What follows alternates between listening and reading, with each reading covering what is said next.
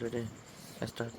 Guys দেখেন বোনের বাড়ি বলে কতগুলো তরকারি আমার জন্য আয়োজন করে রাখছে। সব হচ্ছে আমার প্রিয় তরকারি।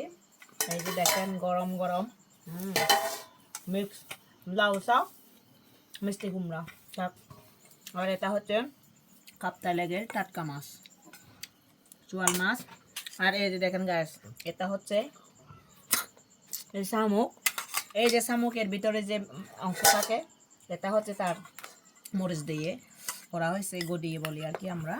আর এটা হচ্ছে আমাদের আদিবাসীদের একদম প্রিয় দেশি আলু দিয়ে শুকরের মাংস।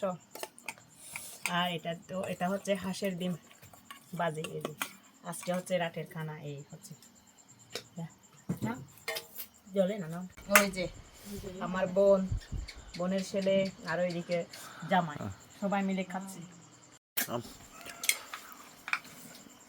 বাহ